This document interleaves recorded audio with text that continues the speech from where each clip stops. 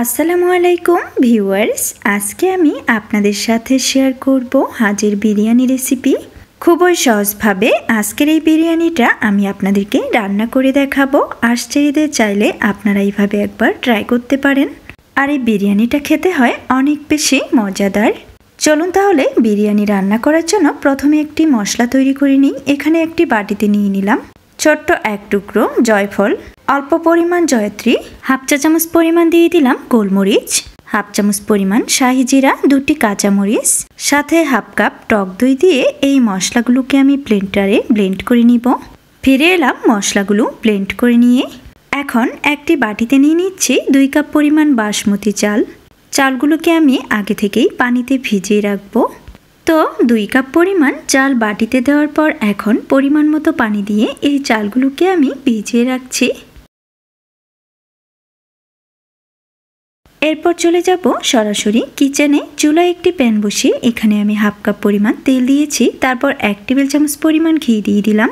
সাথে দিয়ে দিলাম কিছু আস্ত গরম মশলা, 3 টুকরো দারুচিনি, একটি তেজপাতা, 5-6 পিস সাদা এলাচ, 5-6 পিস লবঙ্গ।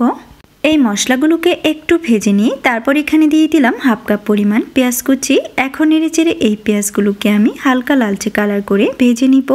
পেঁয়াজগুলো যখন একটু সফট হয়ে আসবে ঠিক এই পর্যায়ে এখানে দিয়ে দিলাম 2 চামচ পরিমাণ আদা এবং রসুন বাটা। এরপর নেড়েচেড়ে এই আদা রসুনটাকে একটু ভেজে নিচ্ছি যেন আদা রসুনের কাঁচা ভাবটা চলে যায়।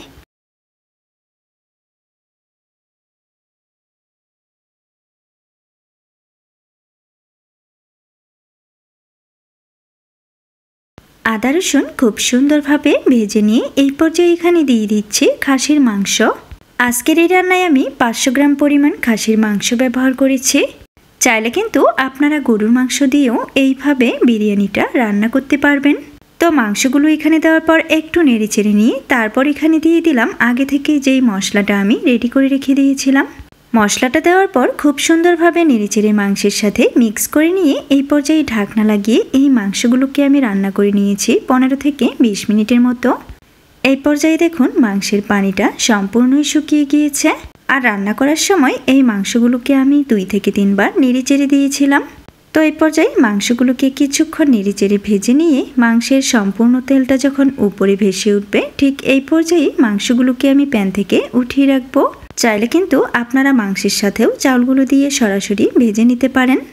তো আমি এই মাংসের তেলেই চাউলগুলোকে নেড়েচেড়ে একটু ভেজে নিব। সবগুলো চাউল প্যানের মধ্যে দেওয়ার পর এখানে আমি হাফ চামচ পরিমাণ লবণ দিয়ে দিলাম। এরপর নেড়েচেড়ে এই চাউলগুলোকে আমি ঝরঝরে করে ভেজে নিব।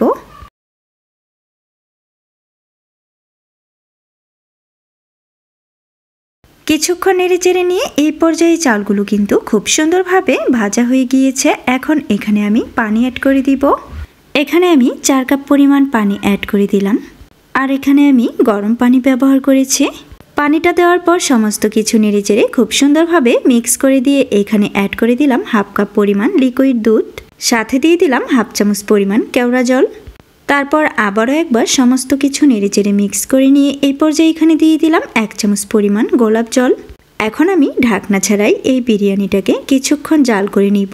যখন পানি আর চালগুলো সমান হয়ে যাবে ঠিক এই পর্যায়ে এখানে আমি আগে থেকেই উঠিয়ে রাখা মাংসটা দিয়ে দিব। আর মাংসগুলো দেওয়ার পর খুব সুন্দরভাবে নেড়েচেড়ে সমস্ত কিছু মিক্স করে দিব। এরপরে বিরিয়ানির উপরে দিয়ে দিলাম 5-6টির মতো কাঁচামরিচ।